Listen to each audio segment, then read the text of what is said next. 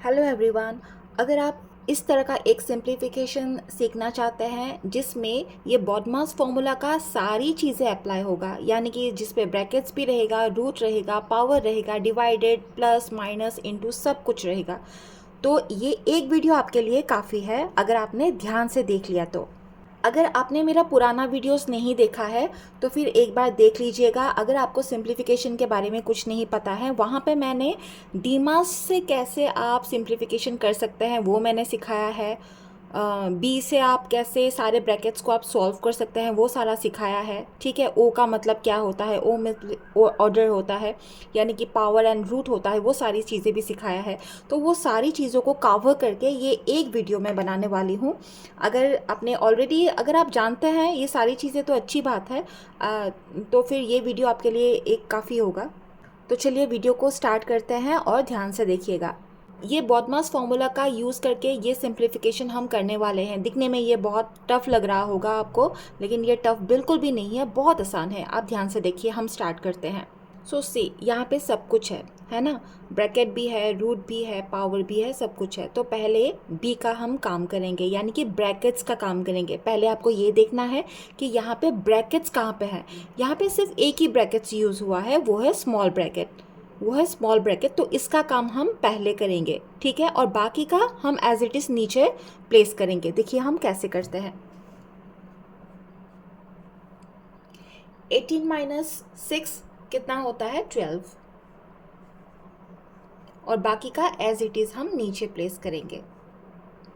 इसमें आपको कोई भी चेंजेस नहीं करना है, एज इट इज़ आप प्लेस करें।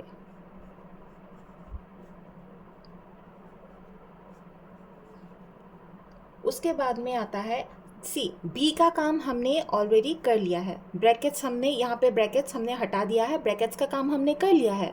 अभी हम करेंगे ओ का काम। ओ में आता है ओ, यानी कि ऑर्डर जिसमें आपको पावर करना होता है, यानी कि फॉर एग्जांपल ये पावर है या फिर रूट का काम करना है। इन दोनों चीज़ों को करना है ओ में, ऑर्डर में। ये इन दोनों चीज़ों को हमको करना है। अगर ये है तो ये हम पहले करेंगे। ओके, तो फिर यहाँ पे ओ से जाने वाला चीज़ कौन सा है, यानी कि रूट एंड पावर कौन सा है, ये है और ये है, ये दोनों है। तो अभी हम नेक्स्ट स्टेप हम ये दोनों को करने वाले हैं, और बाकी का एज इट इज़ हम नीचे प्लेस करेंगे। यानी कि यहाँ पे अगर 12 है तो 12 ही हमें लिखना है। अगर इसका हम रूट निकालेंगे तो इसका आंसर आएगा 9, है ना, 9 आएगा। तो हम 9 निकालेंगे, 9 हम लिखेंगे।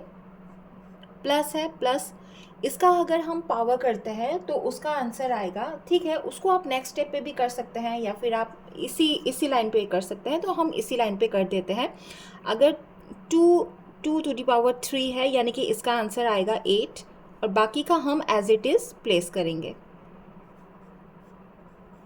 हो गया, यानी कि बी का काम हमने कर लिया है। अभी आएगा डी का काम, यानी कि डिवाइडेड कहाँ पे है, ये रहा डिवाइडेड। अभी डिवाइडेड को हम करेंगे, बाकी का एज इट इज़ हम नीचे प्लेस करेंगे।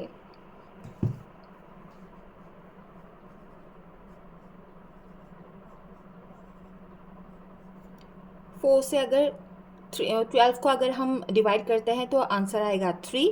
तो इसका काम हमने कर लिया है, और बाकी का हम एज इट इज़ प्लेस करेंगे। तो डिवाइड का हम कर लिया है, यानी कि डी का काम हमने कर लिया है। अभी आएगा मल्टीप्लिकेशन का काम। मल्टीप्लिकेशन कहाँ है, ये रहा। तो अभी हम इसका काम करेंगे, बाकी का एज इट इज़ हम नीचे प्लेस करेंगे।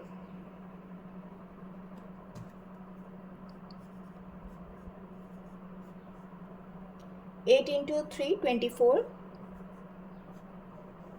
ओके, एम का काम भी ख़त्म हो गया है। अभी हम करेंगे ए से, यानी कि एडिशन हम करेंगे। ठीक है, इन तीनों को अगर हम प्लस करते हैं, इन तीनों को, यहाँ पे प्लस से एडिशन है, तो इन तीनों को अगर हम प्लस करते हैं तो उसका आंसर आएगा 45 एंड -5 इक्वल टू 40। ये इसका आंसर है। इस सिंप्लीफिकेशन में अगर आपको समझने में कुछ प्रॉब्लम हो रहा है तो आप कमेंट पे मुझे दे सकते हैं। मैं कोशिश करूँगी कि वीडियो के ज़रिए आपके सामने वो प्रॉब्लम का सल्यूशन लेके आऊँ। चैनल को सब्सक्राइब ज़रूर कीजिएगा ताकि मेरा आने वाला हर एक वीडियो आप तक पहुँचे। Thank you so much for watching.